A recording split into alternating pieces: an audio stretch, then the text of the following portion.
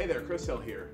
And today I have a touchy one I think we've all been touched by probably in some capacity, having worked in the back of the house for most of my career as a cook, chef, also owner, but also in the front of the house as a server, bartender, manager. I've had issues across the board throughout my career with maintaining good relationships and being a good partner and bringing those qualities to a relationship and knowing kind of how to best make my partner feel appreciated and loved and all that kind of stuff. So I come to this video with not I'll have all the solutions, but I'm in it with you guys, and that's kind of what I try to bring to the table with all these videos. And for this special one, I brought in my coach, Darryl Diptee, who has his website. We had a chance to live stream over on YouTube for about an hour and a half the other day, and I pulled a few little clips from our conversation where he talks about relationships and kind of 3 points that I pulled out that I think are really helpful, that help you kind of put it in perspective, to help your partner feel like they're more appreciated, to maybe communicate better, to not get into conflicts, and then when you do, how you can kind of get out of them to where you're not completely ruining a relationship, sabotaging it, and you're gonna walk away. So anyway, check out the next couple of minutes. I think you'll really appreciate it. Pass this on to a friend. I know that a lot of people can really benefit from Darryl's work, and we look forward to doing something really soon again to share with you guys. But enjoy, and if you have any questions, leave them in the comments here on Facebook, YouTube, wherever. Thanks so much, guys. Cheers. You're killing yourself because you're at the kitchen and you're dedicating, you feel as though you're doing everything for them, and you're telling them this on a daily basis. Here's the issue.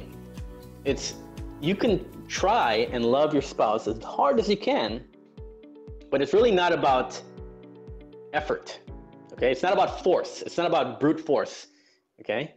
It's about strategy. It's about tactics, all right?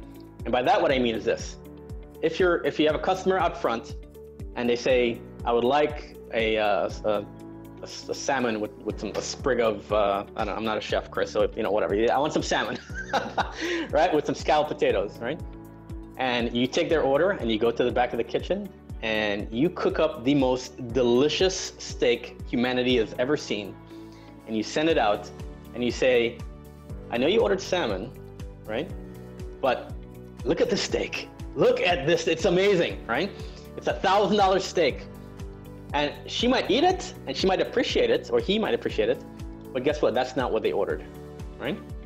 So a lot of people in relationships, they are asking for a certain type of love, a certain type of love. They want to be loved, but they want a certain type of love, right? The customer in the restaurant wants food, but they want a certain type of food, all right? So a lot of times the wife or the spouse is asking for love in the form of, I don't know, going to the bar or going to dance or just cuddling on the couch or whatever it is, right?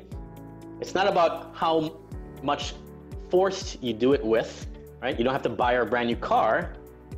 You don't have to spend all this money. It's usually the small things, the smallest things that give you the biggest returns, right?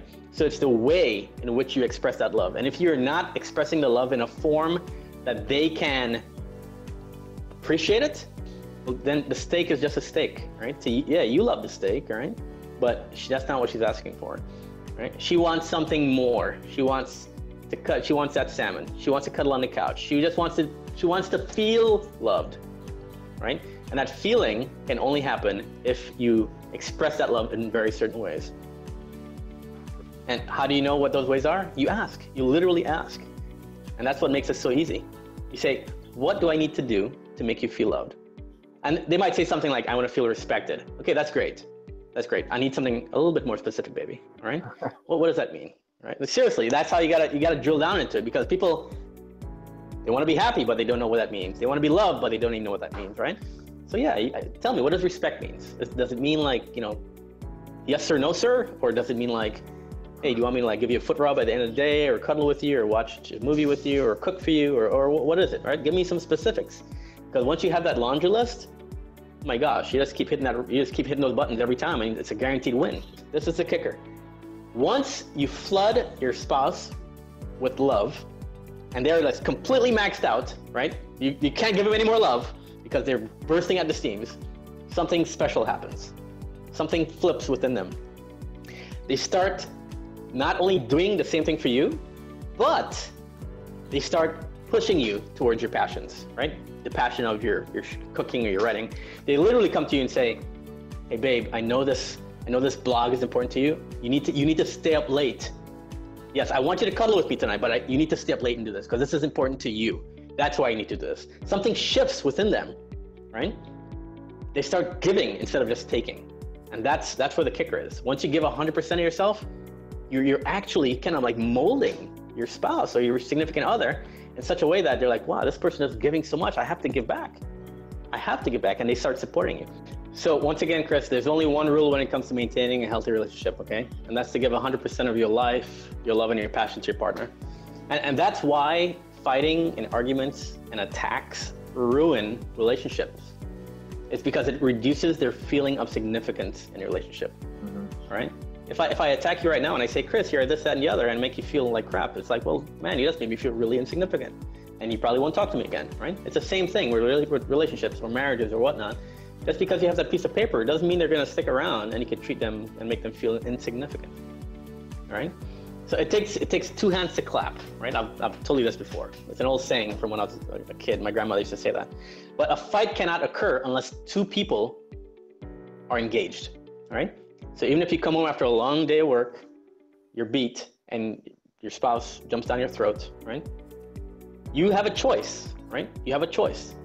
Do you spew back anger, or do you realize that your spouse is actually manifesting and expressing a sense of pain, which is being unloved and so forth, for whatever reason, right? And do you try to neutralize that pain for her, right? A lot of times as men, we want to solve problems very logically. We say, well, hey, you're upset, so let me fix this for you. No, they don't want to fix anything. They just want to be held, or they want to laugh, or they want to feel loved, right? So it's not an engine that needs tuning up. This is a human being with feelings and emotions and so forth, right? So if you ever get angry, and this is maybe a little bit controversial, but this is where I live my life, right? And feel free to share this philosophy as well.